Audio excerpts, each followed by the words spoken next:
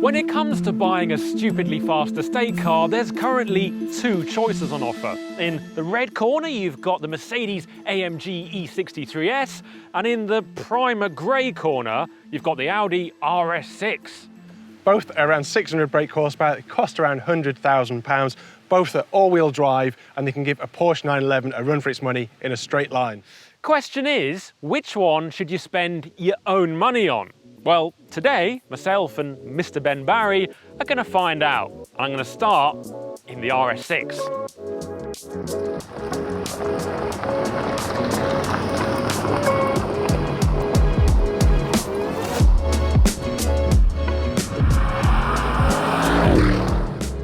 For me, fast estate cars have always been synonymous with Audi, even though they weren't the first ones to make a rapid wagon. But I think it's cars like the RS6 that have made them so well known. They've always been hugely powerful, they've had huge presence, and from that there's been huge respect. I remember back in 2003, I was an excited little kid having a ride in the C5 RS6, and that had 444 brake horsepower. And then the one after that, the C6 with its crazy V10, that was the first RS6 I drove, and it had 571 brake horsepower. And a V10 in an estate car. I mean, it was unheard of. And then we arrive at this, 2 generations later, the C8 with its 596 brake horsepower, 4-litre twin-turbo V8. And the thing that always gets me about RS6s is the way they are so efficient at gaining speed. You can be driving along at any kind of speed, and then you'll put your foot down and there'll be a slight pause as the gearbox readies itself, then the nose will lift, and then when you get the power, it just fires you towards the horizon.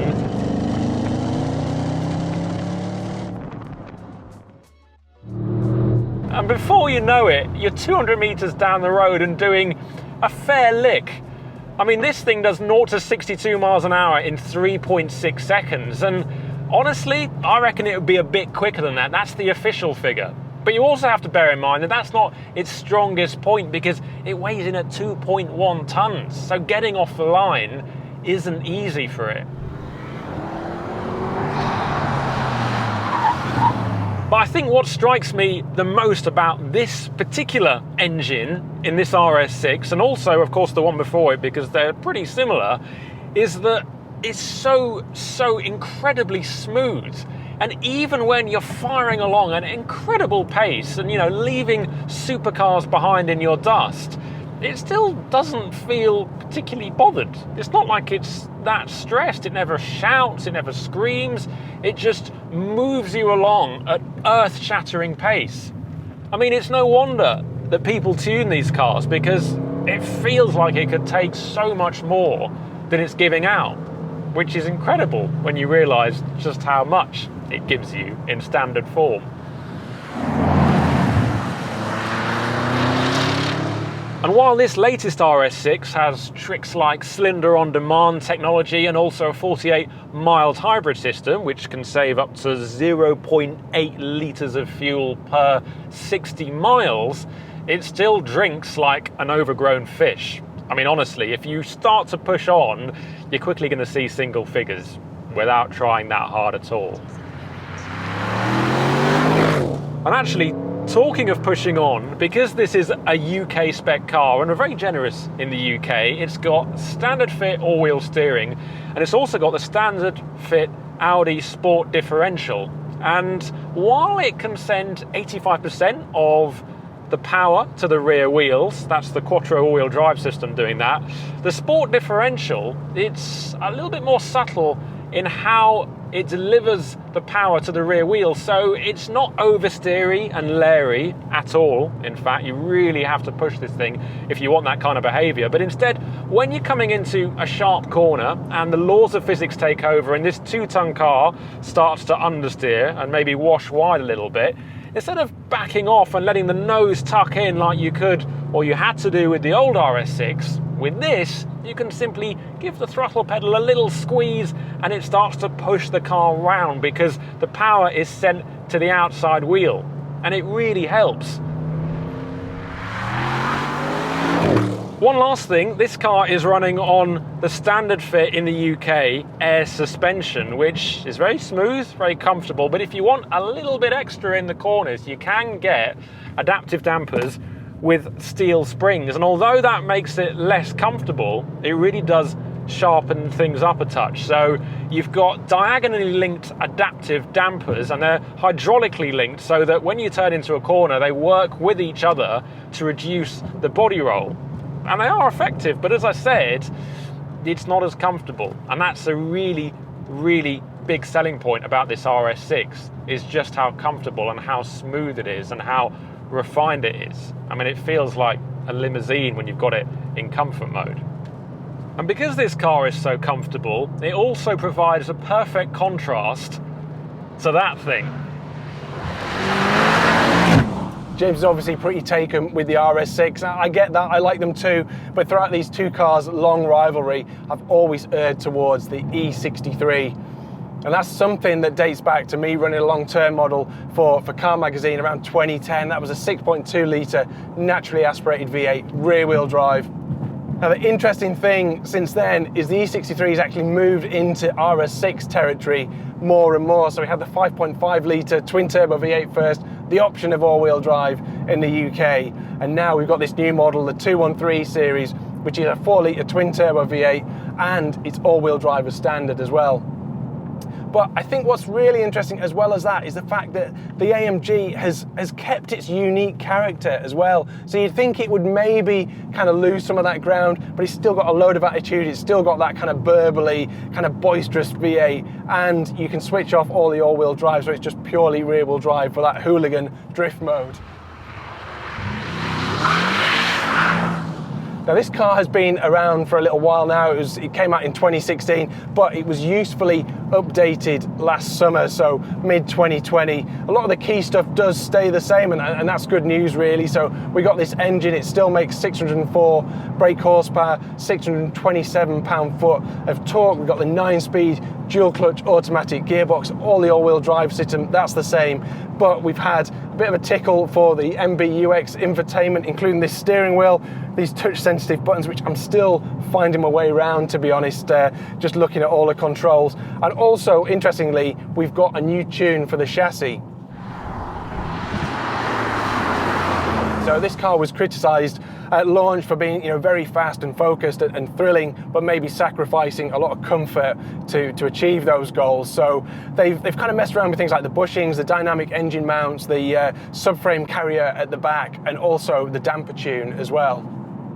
So driving it now, we're on a B road, which is kind of the ultimate test for that kind of suspension tune. And it's still definitely a very firm and focused car, but you're getting a lot of information through the steering wheel, through the road surface. I quite like that, but it's still relatively uncompromising, I would say. I think it's probably still very much focused on the driver rather than the passengers.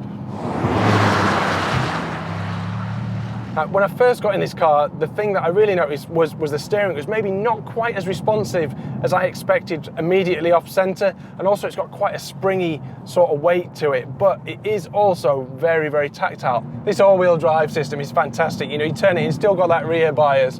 You feel it rotate there and just pull us out of the corner. So tilted us in, pulled straight out, and then you're just pinged off down the straight. And I think that's part of, it is what makes this car so rapid. You've got this engine which is amazing, you've got all the torque, and the torque's available from about 2,500 RPM, but it's the combination of that torque being always available, it's the grip from the all-wheel drive, and it's the 9-speed dual clutch automatic gearbox as well, so the power just keeps coming, and you've got the tools at your disposal to just keep using it. So it is a really, really rapid car, this. You get two flavours of E63 and E63S, but in the UK we've only got the top version, so that just gives you the top power output and also the rear-wheel drive drift mode as well. There are a lot of different settings to go through with this car. They are a bit bewildering actually. You've got all this stuff down here on your dynamic select, so you're choosing from individual, comfort, sport plus and race, and then now we've got is it AMG Dynamics? I'm getting confused myself with it all, but different settings for things like that. I think it's the diff and also the stability control, and that sort of advances through things like basic, advanced, and then pro and master. And I quite like that you can kind of self-certify yourself as a master and go, I'll have that one, please. I'm master today. So we've certainly got that setting dialed in.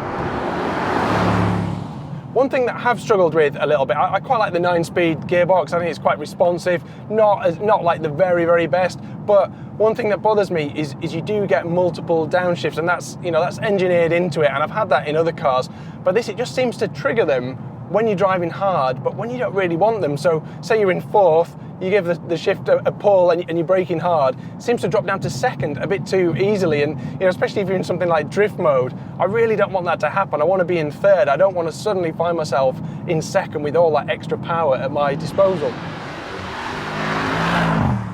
Yeah, I think this is a really exciting super estate. I think it masks its way well. It's still not as light and agile as something like a C63. Of course it isn't. It does a good job of being comfortable enough, delivering that kind of connection to the surface. And certainly I would think that this would be the driver's choice versus the RS6.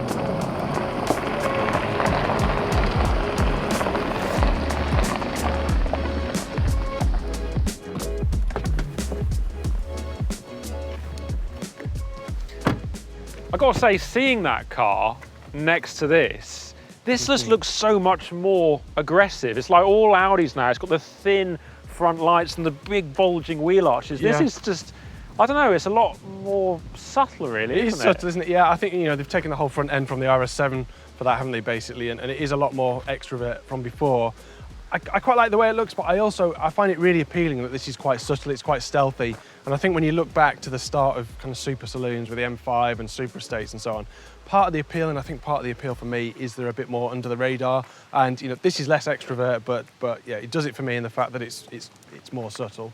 But you still know what it is, though. If you saw one of these coming and you knew a little bit about cars, you can sense the presence. But the biggest thing, I think, between the looks is the wheels. Yeah. I mean, this is 22-inch alloy wheels on the Audi. Yeah. That 20-inch, there's 20, 2-inch yeah. difference. Yeah, I mean, I suppose this is on air suspension, it's cushier, they're both on air suspension, but this has tended to be the firmer riding car, and 20s, maybe they didn't want to dial that up too much. Also, you've got, the arches aren't as extrovert either, so yeah, they do look smaller in context next to that, but again, I quite like the fact that they're subtle, they're not over the top, and that's maybe a little bit too bling for me. I mean, you step back and you look at it from the side, and it's honestly like a Hot Wheels car. Yeah. The way it's just got the wheels, and they're just dominating the whole thing. Yeah. Also noticed, just as I was coming round, the interior, they've updated that. That's quite a big difference. You've got the wheel from the S-Class, and you've also got the MBUX system. What is that wheel actually like? Because it's got two spokes. You've got the twin spokes, you've got, and it's sort of touch surfaces as well. And, it's the sort of thing that you do get used to. It's a lot of stuff to navigate at first. And I found myself getting used to it, but then when I really needed to go for something like the volume control in a moment when I needed to do it quickly, I just got a little bit lost. So, maybe not as intuitive as it could be.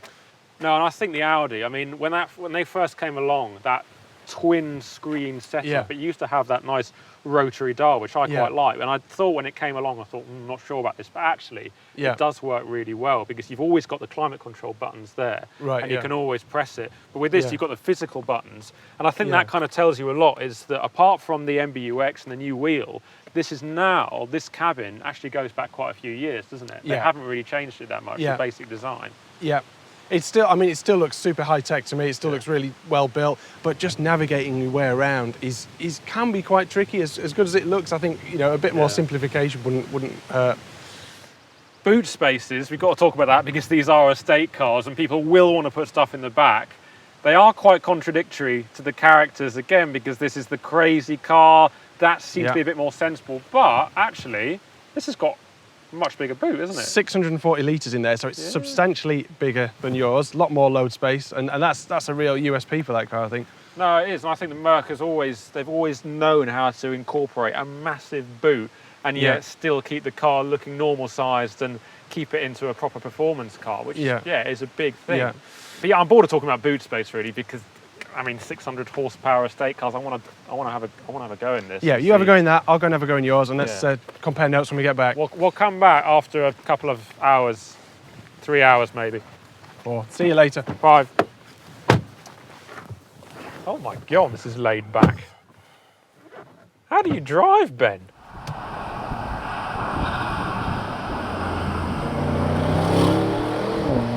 So switching into the RS6, and first thing I notice is this steering really sort of finger-tippy light, actually quite tactile. I'm surprised by that. Makes it feel, this car is quite heavy, over 2 tons, but it makes it feel nice and light and agile. Also the suspension as well, it's definitely a more compliant, kind of cushy ride, but it doesn't feel floaty. It's still really nicely tied down. It sinks into the ground and actually feels very, very secure. Now this car, of course, has an 8-speed torque converter gearbox, not the dual clutch in the Mercedes, and there's a refinement benefit there as well. I think you don't get that lumpiness that you do with the Mercedes as well, and I think it still shifts really quickly, still does the job, but I actually prefer this gearbox. Now, of course, here we haven't got the rear-wheel drive drift mode. It's permanent all-wheel drive all the time, but it's a lot different to the old Audi systems. It's got a lot of rear bias. It's actually really, really satisfying. It's the rear that's doing most of the driving, and also that rear-wheel steering is really nicely integrated. So, when you turn around, you really notice it, and when you really chuck it at a corner, you notice it. But it's very, very nicely integrated, and it does its job really well. Now, the engine's really nice and smooth. It's got quite a subtle kind of rumbly feel to it, not as extrovert as the AMG, but still definitely purposeful. Lovely and smooth, serves its performance all the way through the range as well. So it's got a kind of consistent, kind of linear, but not boring feeling to it as well. And it suits this car in the way it's just so unflappable. The engine's a bit like that as well. It just keeps delivering its performance all the time. Gear after gear, just keeps going.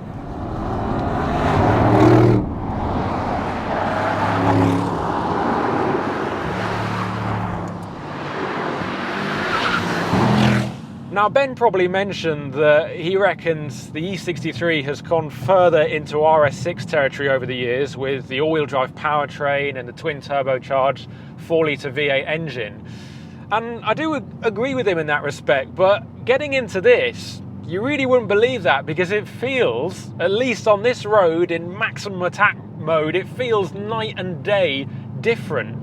I mean, the RS6, you could drive it along and it felt like it would just float and caress over the bumps, even with the suspension in the firmer setting. This, it feels like it's seeking out the bumps and then just giving you that information and letting you know that they're there. I think the best way of describing it is that the RS6 has got an invisible force that's sucking it down into the road surface that gives it ultimate and complete traction and grip. This is, not quite like that. It feels like we're just skating over the road surface, always on a knife edge, always just looking for that next little dimple that's going to throw it off a little bit. It feels really on its toes, really on edge. Feels like it's running more camber than the RS6 just because of the spikiness and the sensitivity of the way it goes around a corner. It's really up on its tippy toes.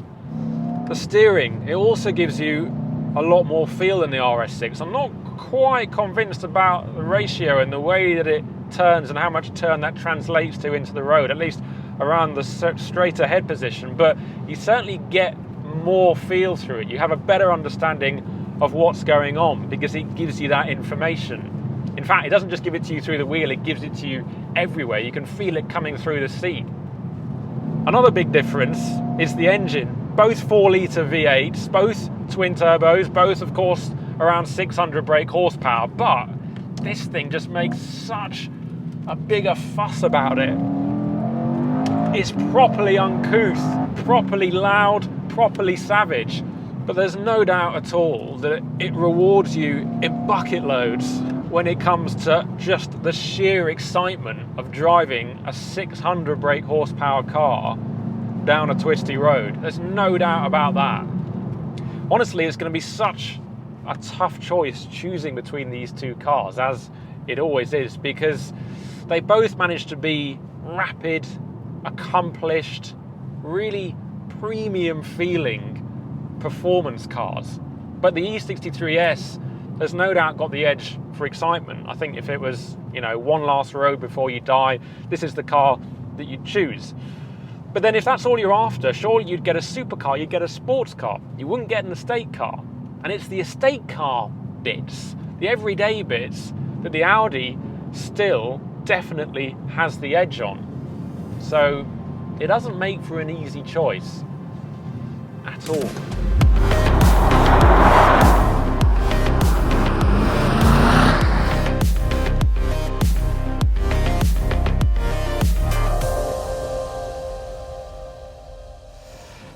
So, we've been driving these cars for, 10 hours today? A while. Yeah, I think we've experienced them pretty fully. And honestly, I'm really struggling. I'm not sure which one to pick. Yeah. Are you the same? I'm the same, yeah, I think they're both excellent cars. I mean, my opinion really is the Audi. I think Audi has probably judged the market better for this kind of customer. The kind of customer who wants an RS6, I think that is absolutely spot on. But if you're going to ask me maybe what I would buy, I would lean towards this one definitely in terms of being more exciting. You do pay a bit of a penalty for that in terms of being less comfortable maybe, but I think there's still sufficient comfort in that, and it's just so much more exciting that I would lean towards it. But I also know if I had that, I would think it was awesome. I would drive it every day and I'd think it was amazing. So there are no wrong decisions, but I would put my money here. Yeah. Now, there's two things that occurred to me when I was driving these two cars. Is that the Mercedes, it feels like it trusts you more to drive it, whereas the Audi, it kind of tells you how it wants you to drive it and it puts a safety blanket over you. That doesn't do that at all. That lets you drive it how you want to. And also, with this RS6, it feels like they've made a performance car out of an estate car. With the AMG, it feels like they've made an estate car out of a performance car. Yeah. And obviously, it depends what you value the most, because as I said, this is still the more comfortable car. I think it's still the more usable, bar the boot.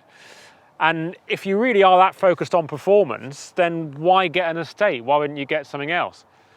Having said all that, I'm still kind of, there's a lure to that, which I can't quite get away from, because it is so exciting.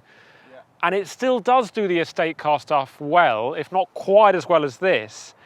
But I'm being pulled towards it because of how exciting it is. And maybe that'll wear off in a few months of ownership. But as it stands, it sounds like we both kind of fancy the Merc. Although we'd be thrilled if we had this as well. And maybe we'd recommend that to most people. Oh yeah, I couldn't recommend that. I mean, people would hate me. Yeah. So there you go. We're not sitting on the fence. We actually have given a verdict. We both reckon that the Merc is probably the one that we would choose. But if we were going to recommend it, the RS6 is a safer bet. And that actually is sitting on the fence, isn't it? A little bit, yeah. Oh.